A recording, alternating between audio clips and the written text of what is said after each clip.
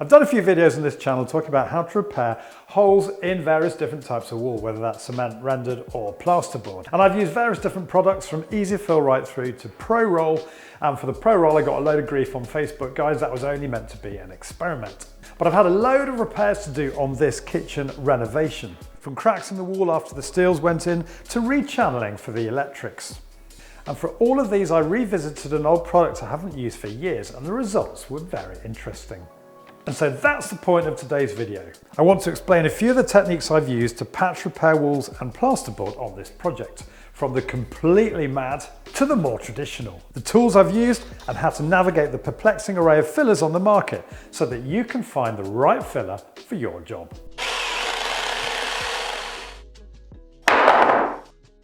So what actually needed repairing? Well, if I'm honest, when the steels went in the kitchen, the walls above weren't properly supported, which caused some pretty nasty cracks in the kids' bedrooms and corridor.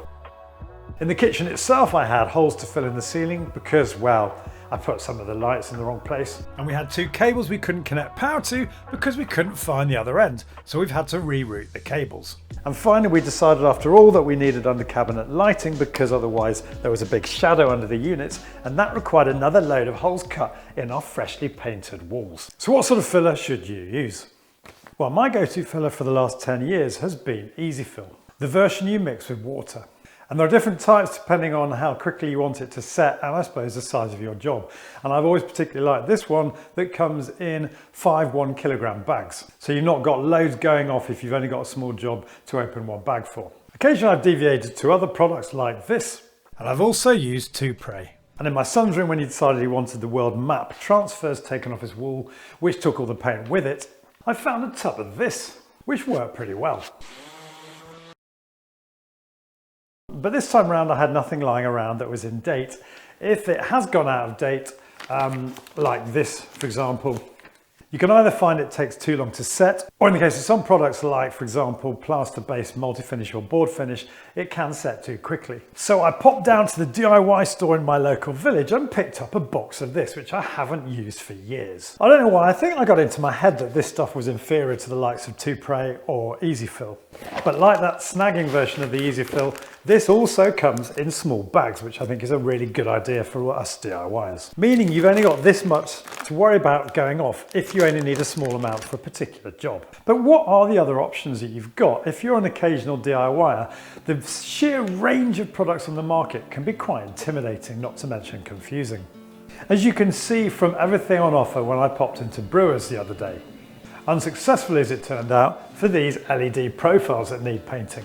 You've got the very light, almost snow-like pre-mixed fillers that are very easy to smooth but not so good for drilling into. But because they're so light, there's no fill depth limit. And then you've got denser all-purpose pre-mixers like this, which impressively has been in my cellar for a couple of years and is still looking pretty good.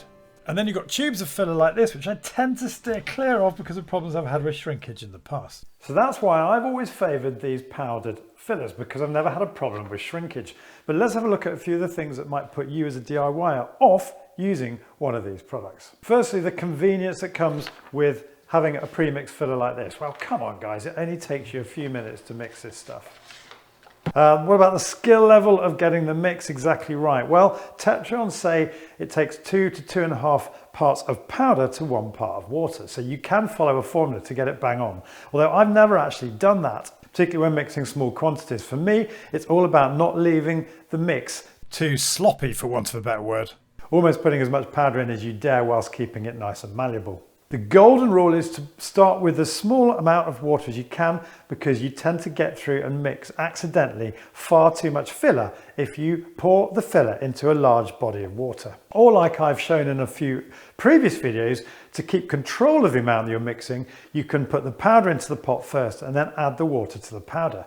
Now the pros will say this is not what you're meant to do, and of course for very large quantities, for example when I was mixing the tile adhesive for this floor, you have to pour the powder into the water. But remember here, we're mixing very small quantities, so by putting the water into the powder, you keep complete control of what you're mixing. And after all, even when you're pouring powder into the water, when you're mixing small quantities like I've done here today, you still end up adding extra powder to the mix to get it nice and firm, by which point you've lost all the benefit that you had at the start of the powder automatically mixing as you pour it into the water. So it makes no odds to me which way around you do it. Choose the way that you feel most comfortable with to get familiar with using these products, because you'll love them once you do. What I'm really trying to get across here is do not be put off using these fillers you have to mix yourself, because it's a far superior product. But that's just my view, isn't it? So I thought it would be only right to put my opinions to the test in a little trial. I drilled 3 holes in an old brick and then applied equal portions of Tetrion, polyfiller and the Toupret to each hole.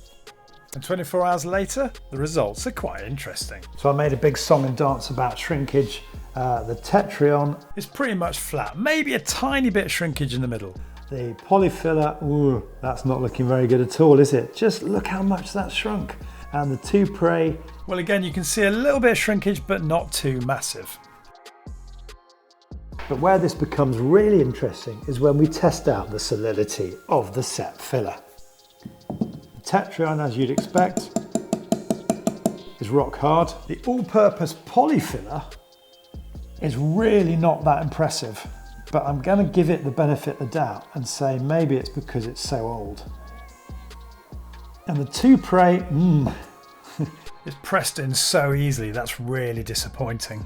But that's brand new, so no excuses about the age of the product there. And after doing that trial on the brick, I thought, what are you doing drilling into a brick when you've got a real life scenario here? So I did the same thing here with the Tetrion, Toupret and the polyfiller.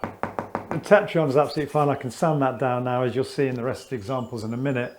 The Toupret, after that test we've just done, I'm now sort of a bit worried about this. I'm wondering actually whether I need to scoop that out and replace that with Tetrion, because I can actually press that in.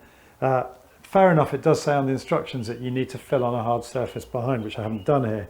And as for the polyfiller, well, I actually abandoned that midway through because it's such a wet mix. It was just slumping in the hole, and I would have had absolute nightmare trying to fill that gap with the polyfiller. So this has actually at the moment got the Toupret in it, which again, as I say, is really squishy. And I finished off the job with the Tetrion. Actually, I forgot to clean out my bucket because I was in a rush to get out. But you've only got to look at the residue left in the bucket. It's absolutely rock hard. So that repair down there is brilliant. Let's have a look at today's tools, because at risk of stating the obvious, these are key to getting a good result. Get yourself a small tool for mixing the filler and tooling it into tricky spaces, one of the most useful tools I own. Also a set of Continental filler knives, because no filling job should be done without these. Sandpaper, 180 grit, or actually 240 I used on this job, but filler is quite messy when you sand it, so if you want a mess-free result, invest in a random orbit sander and connect it to your vacuum, because that way there is literally no dust created. Don't worry if you haven't got a sander, wrap a piece of sandpaper around a block of wood. Rubber sanding blocks are comfortable, but I find they can leave the filler slightly domed on the surface, so I prefer a solid piece of wood. And if you want to be really snazzy, get yourself a plasterer's hawk. You'll need this anyway for larger jobs to use with a plasterer's trowel. And that's pretty much all I have to tell you today, except to show you a few examples of how I got on with the Tetrion. You sort of know by now what it's like. Suffice to say, it was absolutely brilliant. It set rock hard as you saw and sanded beautifully. Setting time is a good 2 hours, although I generally left it overnight before sanding. You try and leave the filler sticking out a little bit above the surface, sand it back, and if there's any areas that weren't high enough, you simply go over them again with a bit more filler. I generally use the block of wood and a bit of sandpaper rather than the random orbit for that final sand back, and once that's done, you've got a perfect invisible repair. I had a few holes to patch, like the spots which I experimented with foam, but a far stronger fix was to insert a wooden batten. And for an electrical back box I put in the wrong place, I improvised with some spray foam before gluing the piece of plasterboard in place and temporarily fixing it with screws whilst the foam set. And for a repair this size, it was out with a plasterer's trowel and my hawk, before again sanding back with my random orbit sander.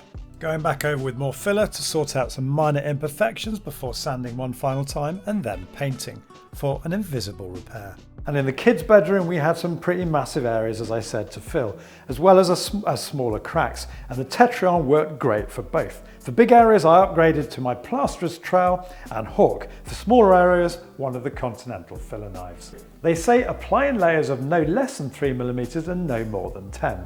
And whilst this is probably a good guide to stick to. It's not something that I do, but I do vary the amount of water that I add depending on how deep the repair is. Another reason why fillers you have to mix yourself are far superior to those pre-mixed versions. So my advice to you, forget about this intimidating array of fillers on the market and go for one of these products, Tetrion, or if you prefer Easy Fill with its different setting time products, or even the Toupret. All of their powdered fillers between these brands, in my experience, are much of a muchness. Thanks for watching again today. Stay tuned to my channel as more videos unfold from this project that we've had on in the kitchen. Massive thanks as ever for your support, and if you're new to my channel, it would mean so much to me to have you subscribe. You can do that by clicking on the link here, and don't forget to click the bell notification icon so you get notified of all my future uploads. See you soon.